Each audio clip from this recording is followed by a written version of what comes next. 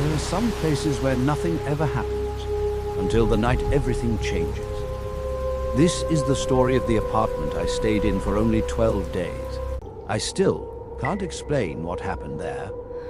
And if you've ever heard 3 slow knocks in the middle of the night, you might understand why I never answer my door after 3 a.m. When I moved to Chicago, I wasn't looking for my dream apartment. I was looking for something cheap. After my divorce, money was tight, and I wanted a fresh start.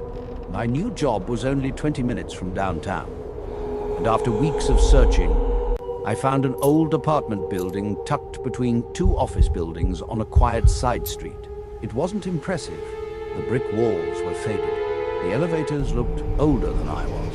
The hallway lights buzzed constantly, and every floor smelled faintly of old carpet and furniture polish. Still, the rent was nearly $500 cheaper than anything else nearby. That alone made it worth looking at. The building manager, Frank, met me in the lobby. He looked to be in his late 60s, with gray hair, tired eyes, and the kind of face that suggested he'd seen more than he cared to talk about. "You must be Daniel," he said, extending his hand. I nodded. "Apartment 804. That's right." He smiled politely, picked up a ring of keys, and led me toward the elevator.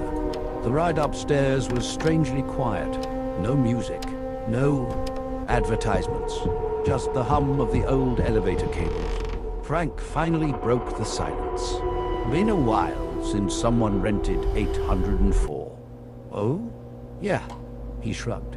"People don't stay there long." I laughed. "Bad plumbing?" He didn't laugh back. "Something like that." The elevator doors opened. Floor 8 felt different. The hallway seemed darker than the others we'd passed. Half the lights flickered every few seconds. Some doors had welcome mats and decorations. Others looked untouched for years. Apartment 804 sat at the very end of the hallway. Frank unlocked it and stepped aside. The apartment itself surprised me. It wasn't luxurious, but it was clean. A small living room, an open kitchen, 1 bedroom, 1 bathroom. A narrow hallway connected everything together. The windows overlooked the city skyline. For the price, it was perfect. As Frank handed me the keys, he hesitated. "If you hear knocking at night..." He stopped. I looked at him. "Don't worry about it." I smiled. "Old building?" He nodded. "Old building." Then he left. Moving in took most of the afternoon. By sunset, my furniture was in place. The TV worked. The Wi-Fi worked. Even the air conditioning worked, which honestly felt like a miracle. For the first week, life settled into a routine. Wake up, go to work, come home, cook dinner, watch television, sleep. Nothing unusual happened, not even strange noises. If anything, the apartment was quieter than any place I'd ever lived. Until the 8th night. I woke suddenly. No nightmare, no loud crash, just silence. The digital clock beside my bed glowed softly. 3:13 a.m. I rolled over, expecting to fall back asleep. Then I heard it. Knock, knock, knock. Slow, evenly spaced, not aggressive, not desperate, almost patient. I frowned. Someone had to be at the wrong apartment. I slipped out of bed and walked toward the front door. Hello? The hallway outside Is anyone here? was silent. I leaned I know toward I heard the something. peephole. Nothing. No movement. No shadows. No one waiting by the elevator. I unlocked the door anyway. The hallway stretched in both directions. Empty. Every apartment door remained closed. The elevator lights sat still on the 8th floor. No footsteps. No voices. Nobody. I closed the door and locked it. Kids, I muttered. Probably just kids. Even though it was 3 in the morning.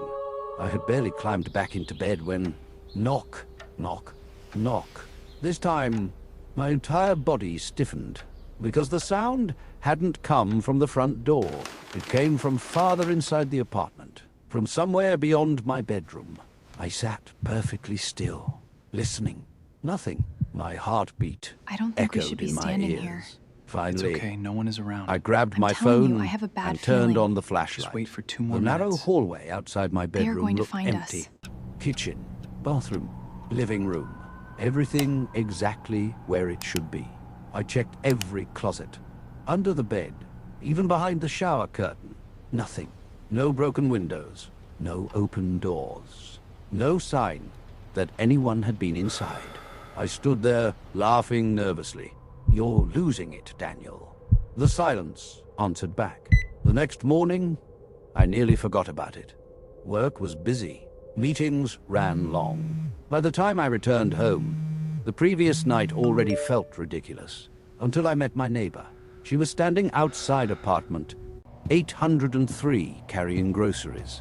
She looked about 30, wearing hospital scrubs. Long shift, judging by the dark circles under her eyes. "You just moved in?" Is anybody "About there?" a week ago." She smiled politely. "I'm I Emily." know I heard something. "Daniel." She glanced toward my apartment. "You sleeping okay?" The question caught me off guard. "I guess." She nodded slowly. "Good." Then she walked inside her apartment. The conversation lasted less than 30 seconds. But something about it